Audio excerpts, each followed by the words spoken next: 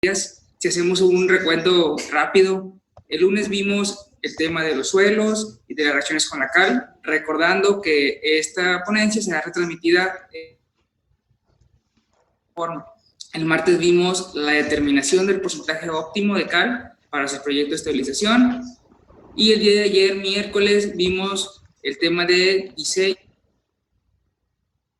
una capa estabilizada en el pavimento.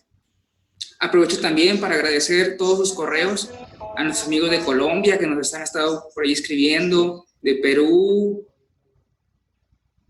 de Guatemala, y espero por ahí que no se me pase algún otro. También aquí de todo México hemos recibido muchos correos. Por ahí hemos estado tratando de contestar sus dudas y poder... El tema de hoy corresponde a proceso constructivo y control de calidad, impartido por el ingeniero Luis Francisco, de quien me permitiré leer su reseña. De Sonora, cuenta con 12 años de experiencia en la evaluación y control de calidad de geomateriales, miembro de la mesa directiva de la Asociación Mexicana de Ingeniería de Vías Sonora 2018-2020, miembro de la mesa directiva del American Concrete Institute, capítulo noroeste, del 2018-2020. Participó en las reuniones del Comité de Transport Research Board del año 2020. Del 2013 a la fecha, ha enfocado su experiencia profesional en el tratamiento de suelos cohesivos con cal. Actualmente en la empresa Calidra. Sin más preámbulo, lo dejo con la presentación del ingeniero Luis Cordero.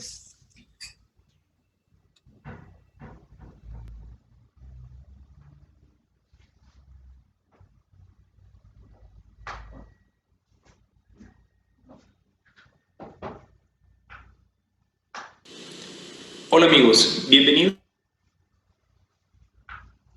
a este cuarto día de sesión del webinar Usos de la cal en las vías terrestres. El día de hoy vamos a hablar de procesos constructivos y control de calidad. Me presento, ingeniero Luis Cordero, también del área de...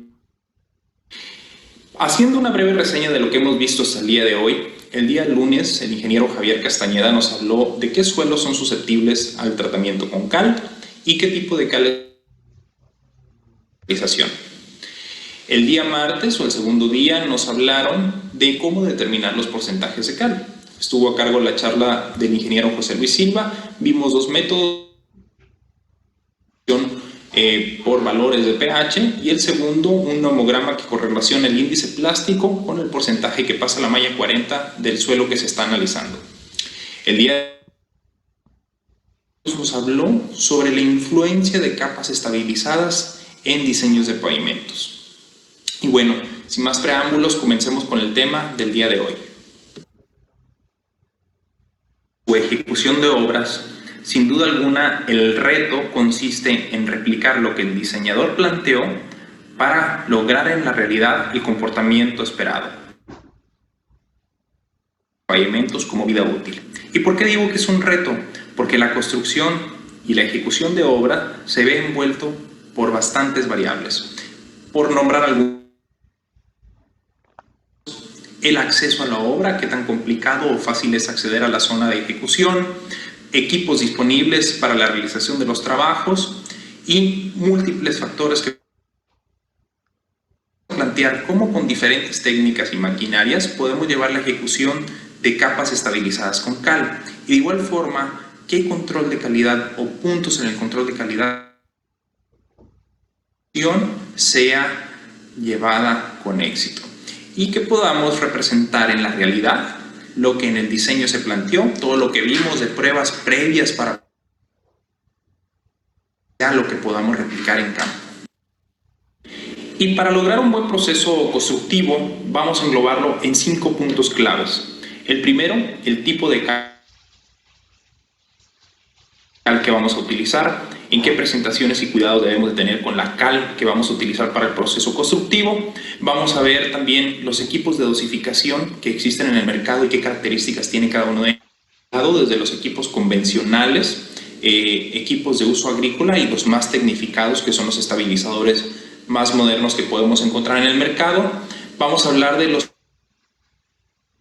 y qué cuidados debemos de tener Y de igual forma, un tema que se ha comentado durante las sesiones anteriores, el curado de la capa ya conformada. ¿Qué consideraciones y cuidados determinadas y que queremos que desarrollen todo su potencial, que es lo que estamos buscando a través de la estabilización de suelos con cal? En los mecanismos de regulación y normalización le exigen a la cal que será utilizada en procesos de estabilización.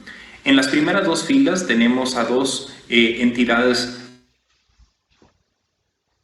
estadounidenses, la primera es ICTM, la segunda es AASHTO, los cuales exigen un mínimo de 90% de concentración de cal, ya sea óxido de calcio o hidróxido de calcio, para ser utilizada en procesos.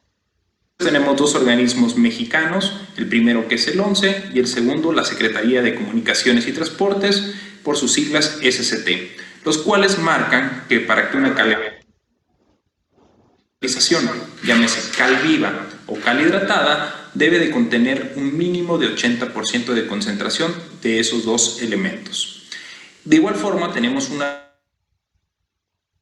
colombiana, los cuales exigen, al igual que en Estados Unidos, un mínimo de 90% de concentración. Pero hay dos puntos muy importantes que necesitamos de la cal que va a ser un alto contenido de calcio, y eso lo vemos a través del porcentaje de concentración. Para poner en contexto lo que representa ese porcentaje de concentración, en el cemento Portland sabemos que un CPC30R o un CPO40 tiene ciertas características y ciertas propiedades para lo que va a ser utilizado. De igual forma en la cal, el porcentaje de concentración es lo que determina y el uso que le vamos a dar a esa cal. Otro punto muy importante es que sea un elemento altamente alcalino. Como vimos, esa alcalinidad la generación de las reacciones puzolánicas de estabilización. Como práctica sana en los procesos constructivos, en la ejecución de obra, es el certificado de calidad. En este certificado de calidad se deben de plasmar dos puntos muy importantes. Primero, qué porcentaje de concentración o qué calidad lleva la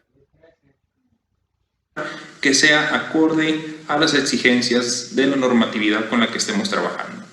Y segundo, la cantidad de cal que lleva. ¿Por qué? Porque con eso podemos cerciorar, aplicar en el área prevista a trabajar. Otro punto muy importante que debemos de considerar es el almacenamiento del producto.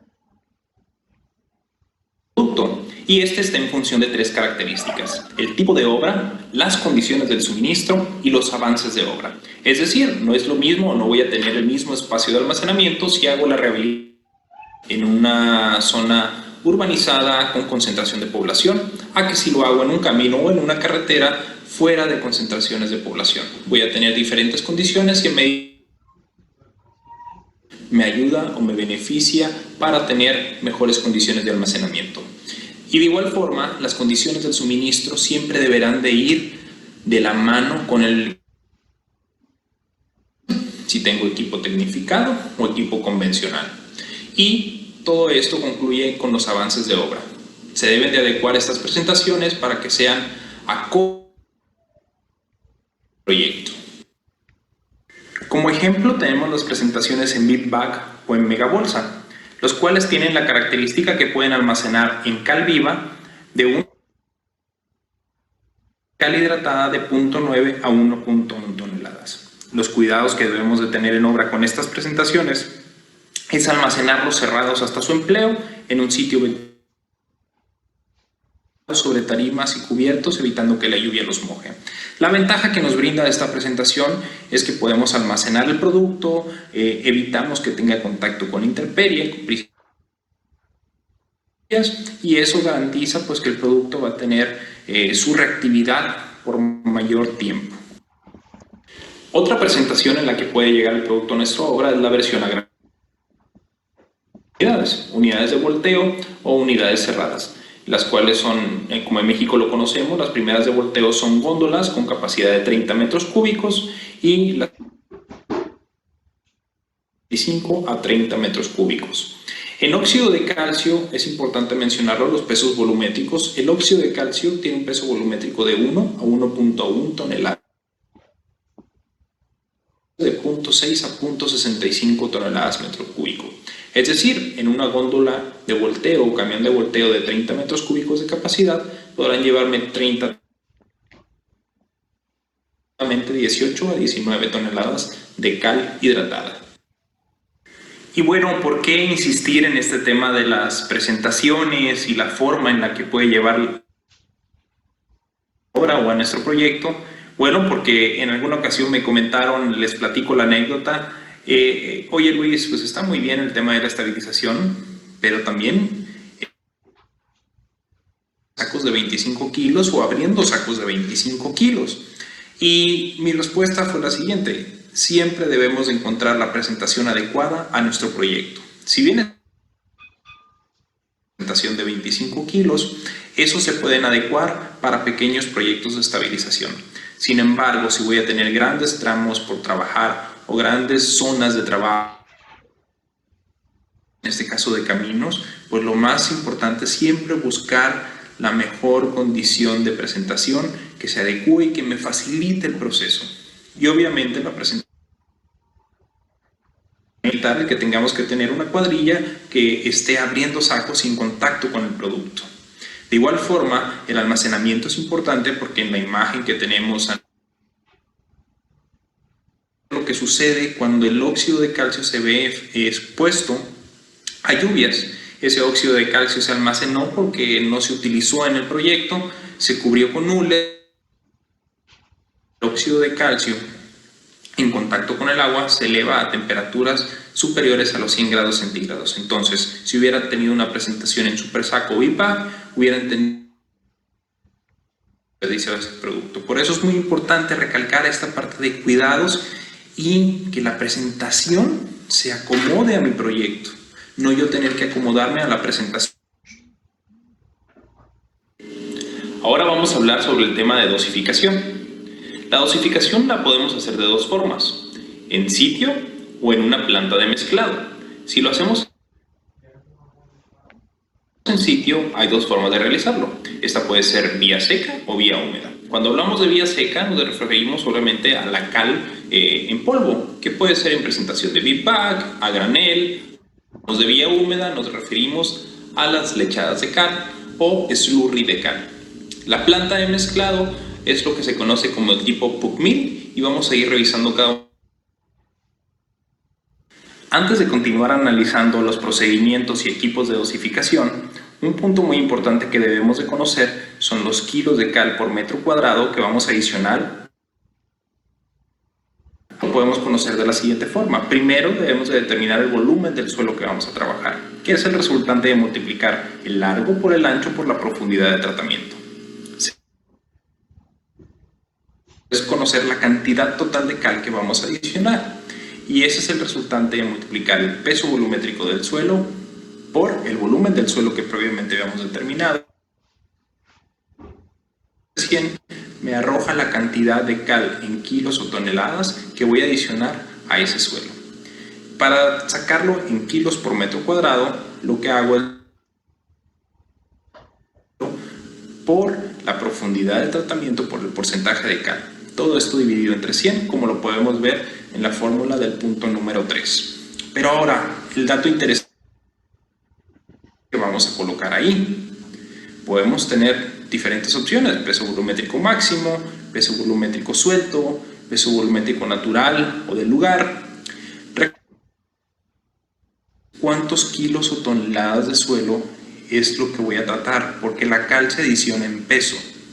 Por ende, necesito saber cuántos kilos o toneladas de suelo tengo. La podemos hacer a través de determinar el peso volumétrico natural o del lugar, con un equipo como es el cono y arena, que está normado en el método ASTM MD 1556 y que hace una estimación a través del peso volumétrico máximo para poder saber qué peso volumétrico tenemos en el lugar. Si lo que vamos a hacer es retrabajar una estructura que al 100%, podemos utilizar el peso volumétrico máximo como referencia. o si conocemos el porcentaje al que se compactó, pues podemos determinar el peso volumétrico más fácilmente. O de acarreo, que son los que se van a estabilizar. Una estimación correcta es utilizar el peso volumétrico suelto. Sin embargo, ese peso volumétrico suelto, es decir, con las unidades de acarreo podemos tomar una de referencia que se pese con los kilos que viene en la unidad, lo dividimos entre la por metro cúbico que tiene en realidad en campo ese suelo. El peso volumétrico seco suelto que se determina en el laboratorio, recordemos que es una condición muy específica de disgregación de los materiales en campo.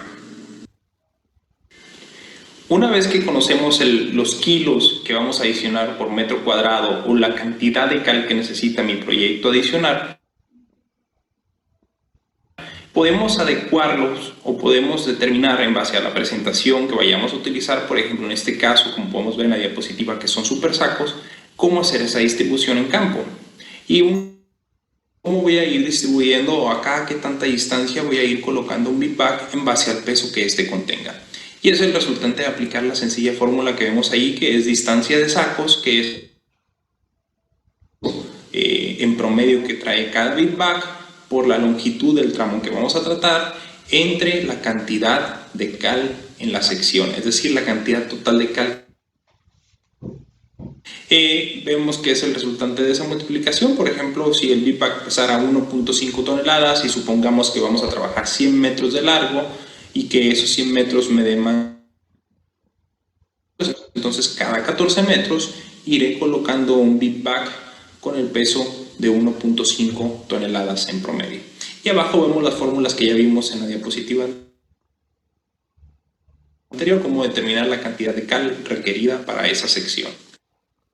Si el suministro será en unidades de volteo, se estima la distancia a la que le corresponde por sección de tratamiento, que es recorrer esa unidad de volteo dosificando la cal.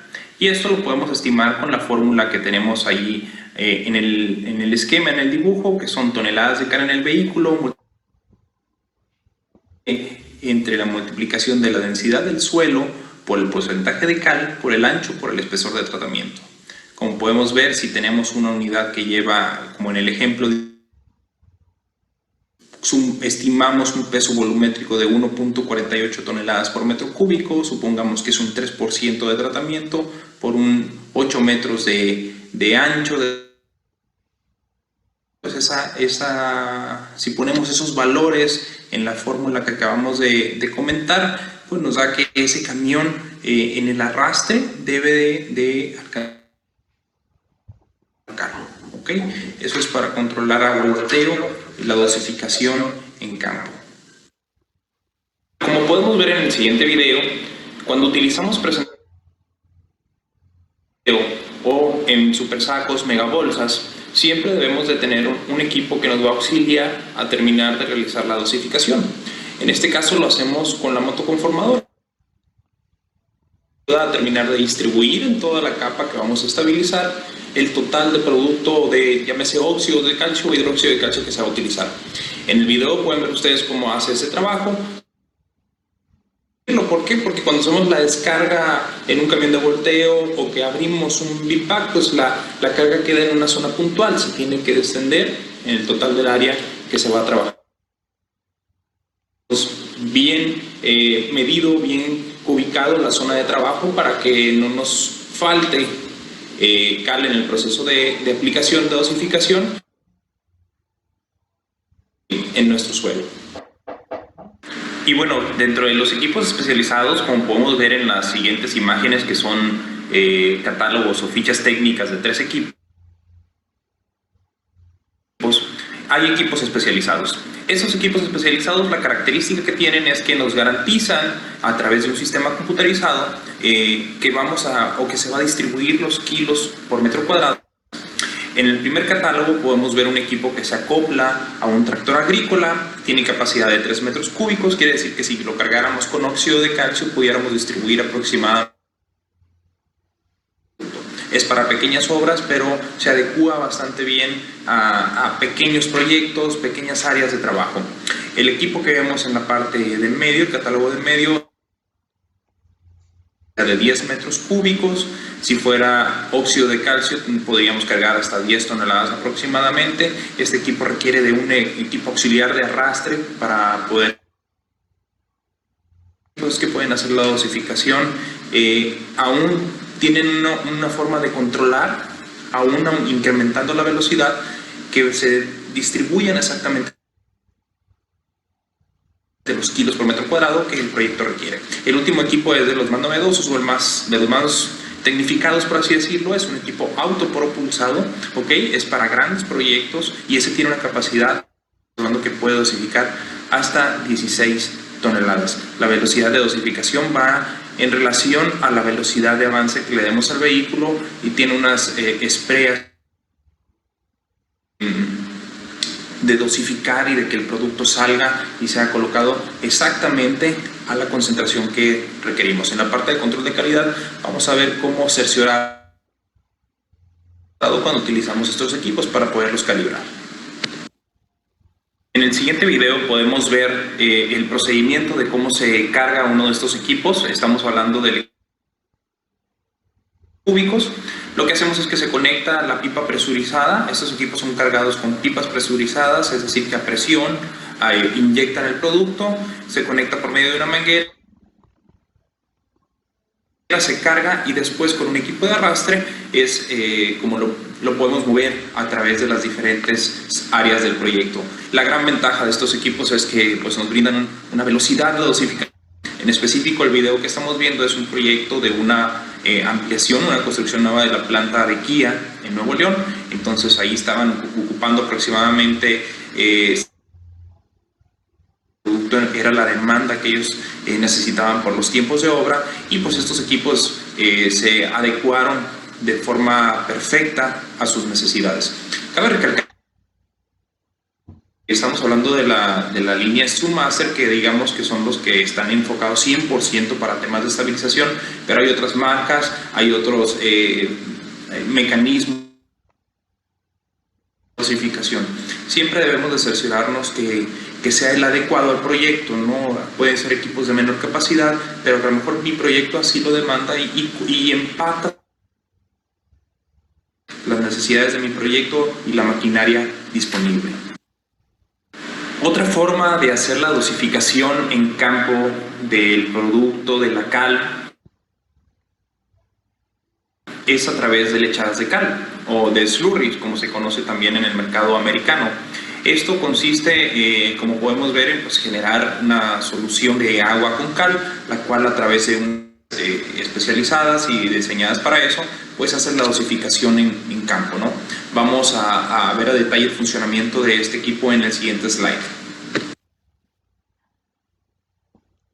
Para la preparación de los slurries, una suspensión típica de preparación es mezclar 1 tonelada de cal en 1.295 litros de agua o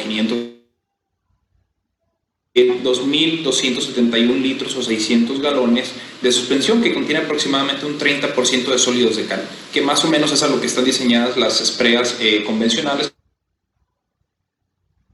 Como podemos ver acá en el video, lo que sucede es que tenemos la pipa trae el producto, en este caso es óxido de calcio, tenemos el portabatch, que es un equipo especializado para realizar la hidratación de forma interna del óxido de calcio, liberar la presión que se genera por la temperatura de hidratación, generar esta lechada. Aproximadamente en 1 hora fabrica la lechada, ya está totalmente hidratado. Se carga al camión dosificador, que este es el que ya va dejando con las espreas en solución la cal dosificada en el suelo. La posibilidad que tenemos para realizar el mezclado y la integración, la dosificación de la cal, son las plantas tipo pulp mill. Estas plantas nos permiten, por ejemplo, si estamos haciendo la explotación de un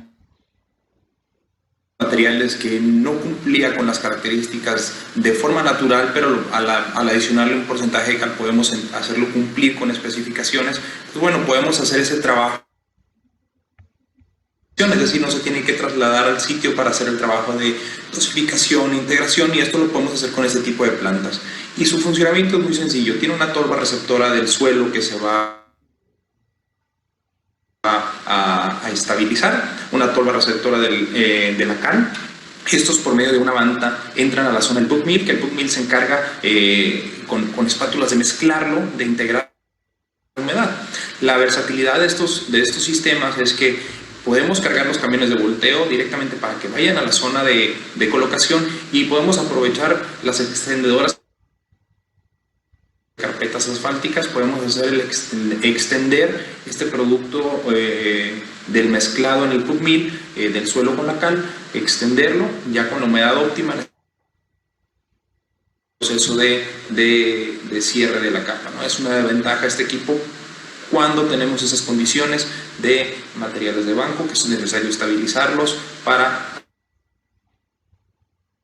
Ya vimos la parte de los equipos de dosificación, desde cómo hacer una dosificación con equipos convencionales, utilizando super sacos, utilizando producto a granel en equipos de volteo, y apoyándonos con la motoconformadora para hacer la distribución. De igual forma, hacerlo con equipos especializados, como lo vimos en el caso de los Strummaster, que son equipos computarizados y que están diseñados específicamente para el cuadrado exactos que requerimos en el suelo. De igual forma, vimos el tema del slurry, que es un sistema que la verdad, por lo menos acá en México no lo hemos adoptado tanto. En Estados Unidos está sumamente adaptado, bien ya desde hace años. Hay mucho desarrollo en equipo en Estados Unidos. En México todavía seguimos utilizando más el procedimiento en seco, vía seca, y la cal cuando hacemos o trabajamos materiales de banco o producto de corte. Pero vamos a entrar a ver ya los equipos de mezclado. Para los equipos o las formas en que vamos a realizar el mezclado lo vamos a dividir en heladoras, como las conozcan en su región, que son los equipos que prácticamente en todo proceso de movimiento de tierras o de terracerías está presente. Dispositivos de arado, vamos a ver cómo estos equipos y tuvieron un impacto muy positivo en la adaptación a procesos de estabilización, y vamos a ver los equipos estabilizadores más modernos. Trabajos de terracerías, trabajos de campo, es indiscutible pues tener que tener en el tema o sacar al tema las motoconformadoras, motoniveladoras, las cuales pues funcionan, hacer trabajos muy versátiles en procesos de conformación de capas de terracería. En las imágenes que tenemos aquí vemos del lado izquierdo los orígenes de estos equipos. En ese momento pues la función principal era dar acondicionamiento a caminos de terracería, caminos rurales, con sistemas de raspado y nivelación, ¿no? Hasta los equipos que vemos acá del lado izquierdo, más pendientes y trabajar taludes en canales, como es el caso de la imagen que vemos ahí. Sin embargo, cuando vamos a hacer homogenización de suelos, cuidados específicos para hacerlo de la forma correcta cuando utilizamos este equipo. Cuando utilicemos una motoconformadora para hacer la homogenización o el mezclado de la cal con el suelo, la recomendación es la siguiente: la sección de trabajo que va a tener la motoconformadora, que por lo general es del ancho de la cuchilla, lo que debemos hacer es esa sección, es decir, abundarlo hacia un lado y la otra mitad hacia el otro, es decir, dividir la sección del suelo, ¿ok? Una vez dosificada la cal, centro hacia la izquierda y del centro hacia la derecha. Con estos dos montículos lo que vamos a hacer posteriormente es integrarlos al centro hacia uno solo, y eso va a hacer que tengamos acá con el suelo, ¿ok? Entre estas pasadas, como podemos ver en el video, entre cada pasada de la motoconformadora haciendo esta distribución e integración, el agua es fundamental en el proceso de mezclado. Durante el proceso de mezclado podemos ir adicionando el agua, no se tiene que hacer un proceso previo en seco y después adicionar el agua, se puede ir haciendo en reacción, se vaya llegando a las humedades óptimas de compactación. Lo vamos a ver en la parte de control de calidad, pero siempre es importante saber en qué humedad inicial estamos y a qué humedad queremos llegar y tener ese control de Sería la recomendación cuando utilizamos una motoconformadora. Hacemos de forma inicial 2 montículos, después los unimos al centro con la intención de garantizar esa integración de la cal con un suelo. Los agrícolas son equipos que se utilizaron en los años 50, 60 y 70 para procesos de estabilización. Hay 3 tipos de arados o discos agrícolas. Izquierdo tenemos gradas de discos, tenemos arados de reja y el rotovator agrícola, que curiosamente el rotovator agrícola es un antecesor de los estabilizadores modernos. De arado agrícola pues es romper los grumos arcillosos con fines de cultivo, que en este caso lo aprovechamos esa característica para que rompa esos de estos equipos de la cal con el suelo. Como podemos ver en los 2 videos, pues es un ejemplo, una pequeña prueba que hicimos para ver cuál era la realidad es que es poco común ver estos equipos ya utilizados en procesos de estabilización, por lo menos en medianos o grandes proyectos. Entonces la función es esa, romper pasadas y pasadas, desde se va haciendo la integración. La pericia del operador es el que va determinando la profundidad de tratamiento, porque el disco, conforme más veces pasa, se va hundiendo en el suelo, entonces solamente debemos de tener cuidado con eso, pero digamos que pues son los antecesores de los equipos modernos de estabilización. Los equipos más modernos, ya como el nombre lo dice, son las estabilizadoras, que son equipos específicos para hacer la integración del suelo con la cal. Estos pueden ser de 2 tipos, de rotor trasero, como lo vemos en la imagen superior, o de rotor central o entre los ejes de la unidad, como vemos en la imagen de abajo. La primera pues es para pequeños trabajos o cuando tenemos equipos agrícolas disponibles a los cuales podemos hacer la conexión, que es la más tecnificada, es la que ahí mismo podemos hacer la integración o conexión de pipas de agua para hacer la integración del agua, y lo vamos a ver cada una a detalle. Como vemos en este video, estabilizadora de rotor trasero, se llama así porque pues obviamente la conexión va en la parte de atrás del equipo con el cual se hace el arrastre. En este caso son tractores agrícolas. Esta es una prueba distrito de riego Yaqui en Ciudad Obregón, en el cual se utilizó este equipo en específico de la marca Virgin, porque ellos tenían tractores agrícolas los cuales para ensamblar ese tipo de equipos, y lo que hace pues es que tiene un rotor con puntas, el cual va pasando y haciendo la integración y disgregación de los grumos de arcilla. Lo interesante de esto es que nos permite hacer una desintegración de esos grumos y una integración de la cal. Posterior a esto pues ya viene el trabajo de la motorniveladora para hacer el trabajo de integración de humedad, conformación de la capa y posteriormente a la compactación y curado de la. A continuación tenemos un estabilizador también de la misma marca Virgin, el cual es de rotor central. La característica de estos equipos, y al tener un rotor central, es que tienen un tambor con puntas, y este tambor es el encargado de hacer, como en el equipo que vimos anterior, que es el de rotor trasero, de hacer la homogenización. Como vemos, conforme va avanzando, hace la integración, conexión que une a la pipa de agua o al dosificador de agua con el equipo, y este va directamente al centro, el agua necesaria también para la hidratación y llegar a las humedades óptimas de compactación y de curado inicial que se necesitan para la reacción del suelo con la cal. La ventaja de estos equipos es que pueden trabajar hasta una profundidad de 50 centímetros, ahora sí que la profundidad de trabajo es controlable, y eso ayuda a que si quieres trabajar 30, 35 centímetros sin ningún problema lo puedes hacer. Enfrente es la pipa, tiene todo controlado, es un sistema computarizado en el cual la velocidad de avance la vas ajustando a través de ir viendo que se vaya del suelo con la cal.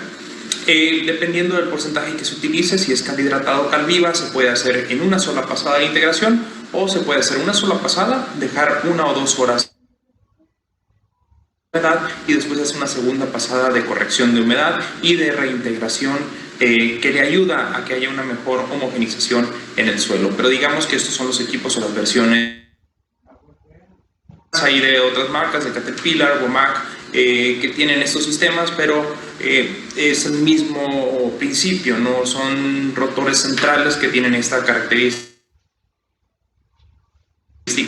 de integración y dosificación de la cal con el suelo. Hay dos recomendaciones importantes que debemos de seguir cuando utilizamos este tipo de equipos estabilizadores. Las primeras es cómo trabajar la sección. Después nos pasamos al segundo extremo y terminamos al centro, con la intención de que no nos queden orillas o líneas que no hayan sido trabajadas. Vamos de extremo,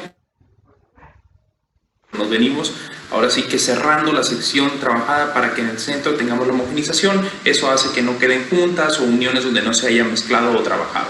La segunda recomendación, las líneas que se van trabajando, por lo menos como vemos en la imagen del lado derecho, de 15 centímetros, es decir, que cuando trabajemos la sección contigua, pues la llanta o el centímetros del que ya se trabajó, con la intención de que haya un buen traslape, una buena unión y que no queden líneas de cal en medio sin trabajar.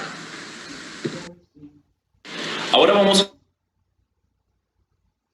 para los procesos de compactación de capas estabilizadas. Estas recomendaciones de igual forma vienen descritas en un documento del Departamento de Transporte de Texas, el cual es una guía de caminos y puentes. La primera es el control de la humedad y que debamos de tener un control de la humedad durante y al final, es decir, en el proceso de compactación. Y eso es muy importante en capas. Muy importante, la humedad óptima de compactación se va a incrementar y eso pues debemos estar verificando que estamos llegando a ese punto al momento de realizar el cierre de la capa.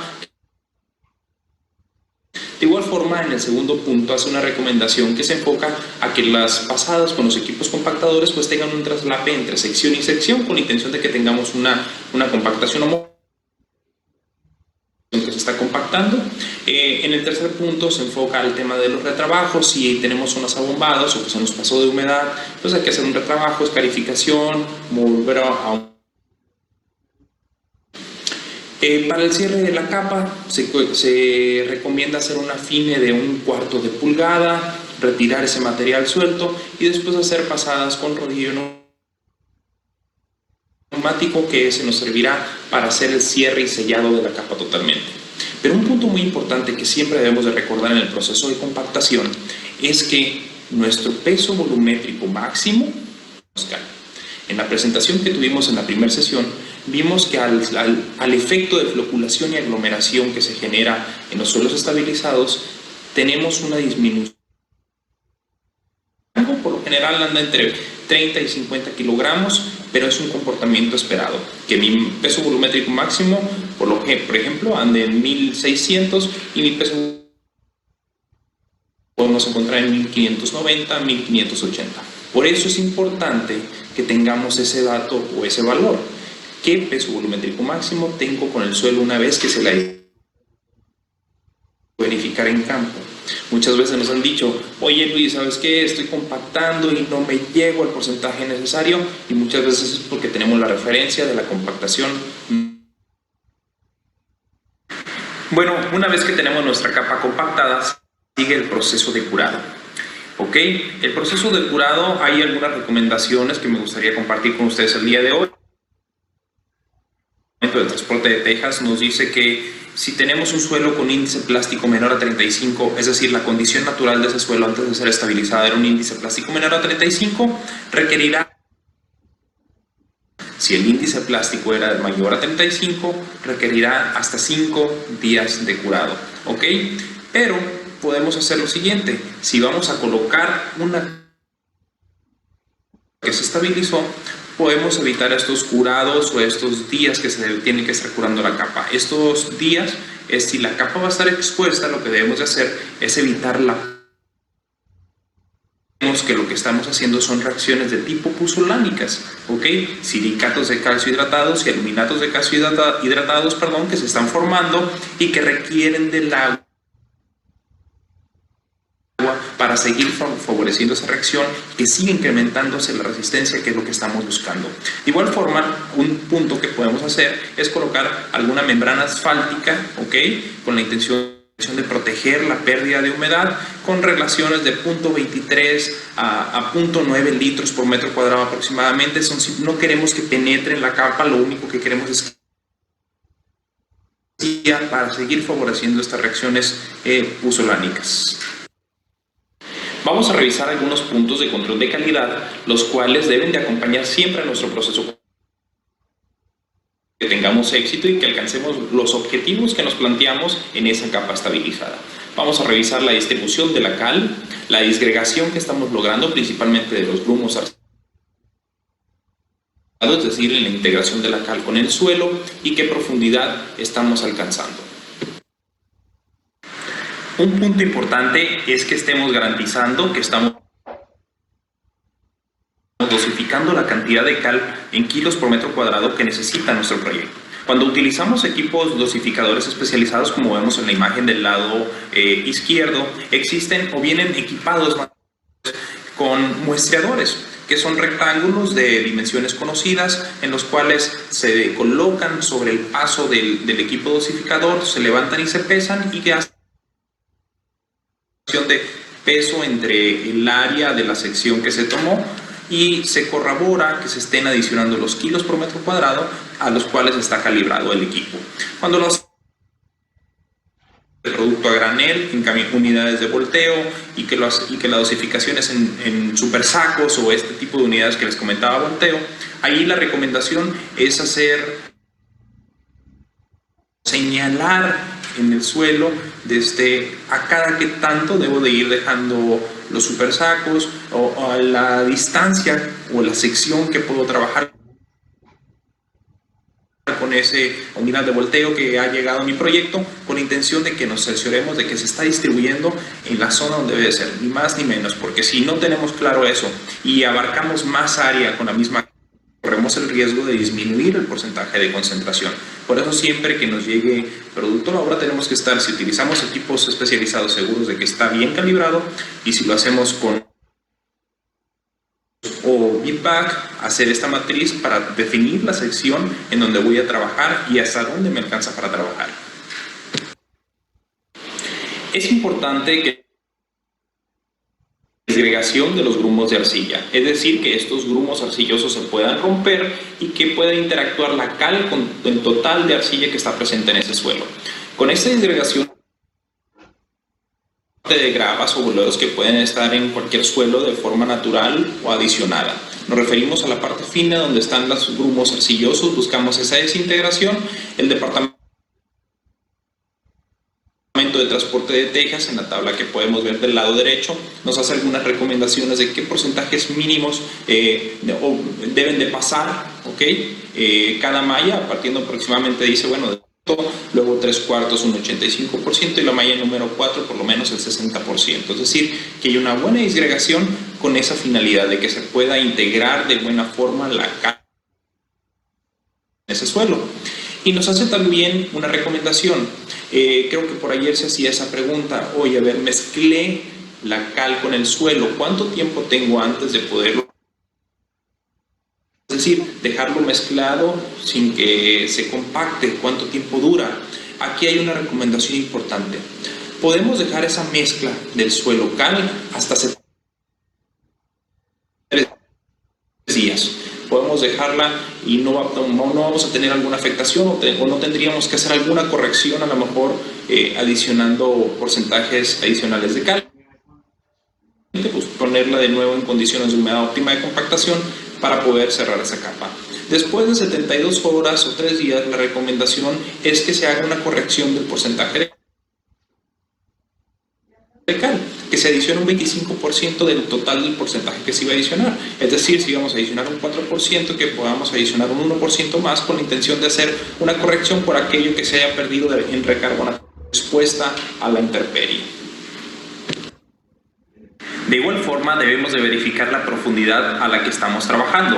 Esto se debe de corroborar una vez que hayan pasado la intención de que no nos estemos yendo más abajo de lo necesario, porque también recordemos que si nuestra capa a trabajar eran 30 centímetros, por ejemplo, y estamos trabajando 35 o 40, va a estar aplicado en ese suelo. La eficiencia de mezclado se refiere a que si estamos alcanzando los objetivos que planteamos en el diseño en campo, y es suelo de la mezcla que se está haciendo en campo con la intención de verificar la resistencia a compresión y que ésta sea lo más cercana posible a lo que encontramos en diseño y en laboratorio. Esto lo podemos hacer siguiendo dos metodologías, en este caso les anuncio la norma AASHTO de 220 o ayer se comentó también que puede ser a través de la norma ASTM 5102. Esto para la formación de las probetas, principalmente 0.5 a 2 diámetro altura con la intención de mantener esa relación. Pero la importancia de este punto es que corroboremos que en campo se están dando adecuada al suelo y hay una correcta integración a través del mezclado y eso lo refleja pues a través de una resistencia a compresión similar a la que obtuvimos en laboratorio. Recomiendo que en campo también empecemos a observar esos cambios que se van dando a través del mezclado y la integración de la cal con el suelo. Es decir, vamos a ir viendo cómo un cambio en la condición y en las características del suelo existente. En el primer video que tenemos del lado izquierdo podemos ver la condición natural del suelo, en la cual todavía tiene una condición cohesiva, plástica, y el siguiente es después del primer día de mezclado y podemos ver que ya es un material floculado, aglomerado, en el cual ya el proceso de intercambio catiónico inicia floculación, es decir, tenemos un material desmenuzable ya con otras características y que es sumamente más trabajable que la condición inicial. Hacer esta observación les va a ir diciendo que se están logrando los objetivos iniciales que se plantean con el tratamiento. Para la evaluación de las capas ya terminadas, les recomiendo no destructivos, es decir, con equipos que nos puedan dar datos y medir la evolución de la resistencia que obtenemos a través de una capa estabilizada con cal. La referencia de una evaluación que hicimos de un bacheo profundo con la Junta de Caminos del Estado de Sonora aquí en México con el equipo LWD o deflectómetro de impacto ligero. Esta sección que se evaluó fue una sección de un bacheo profundo en el cual se utilizó óxido de calcio para el reciclaje de esa estructura, ya que en la estructura de la capa de base contábamos con finos arcillosos. Entonces, cuando se hizo la 23 de octubre del 2017, obtuvimos esos valores de módulos. Si se fijan, están en los rangos entre 40 y 80. Después, cuando fuimos días posteriores, el 1 de noviembre, de esa capa todavía no estaba terminada, es decir, todavía no contaba con una superficie de rodadura o carpeta asfáltica, estaba expuesta. La evolución de la capa fue notoria. Podemos ver que ya los y hasta 160 megapascales de valor de módulo. De esta forma, con este tipo de equipos podemos medir esa evolución, que es un resultado esperado en una capa estabilizada. Ya para terminar la sesión del día de hoy, vamos a revisar algunos puntos a manera de conclusión. Primero, el tipo de cal que utilice es determinante en los resultados que voy a obtener, con las calidades y características que yo necesito. Segundo, la presentación adecuada facilita y agiliza los tiempos de construcción. No nos limitemos a las presentaciones convencionales, busquemos la que nos favorezca para que nuestro proceso constructivo sea ágil y podamos llevarlo en tiempo. Los equipos de igual forma deben de ser los adecuados para el tamaño y condiciones de la obra. Como vimos, hay equipos desde los equipos que se utilizaban antes, que pueden ser una solución para pequeños trabajos como son los agrícolas, y equipos tecnificados que nos ayudan a sacar en tiempo y en velocidad. El curado de las capas es sumamente importante para lograr los objetivos. Recordemos que estamos generando reacciones puzolánicas que demandan agua y que necesitan esa humedad para seguir que estuvimos revisando el día de hoy. El control de calidad de obra, sin duda alguna, es un factor clave para que se logren los objetivos. En campo, nuestro aliado es el control de calidad. Y el control de calidad siempre debe ser un partícipe fundamental con estos puntos que vimos revisando. la dosificación que se está haciendo en campo, revisando los espesores que estamos trabajando, la eficiencia del mezclado, que haya una buena disgregación, no solamente haciendo una evaluación ya una vez terminada la capa, sino durante ser un actor fundamental para lograr los objetivos en esa capa estabilizada. Un punto muy importante ya para cierre: los tramos de prueba, arranque, constructivos. Les recomiendo que esta práctica la adopten y en medida de lo posible puedan hacer tramos de control antes de arrancar los procesos constructivos, donde definan el número de pasadas con el mejor método de dosificación y que se puedan alinear todos los procesos o involucrados en el equipo o proceso constructivo.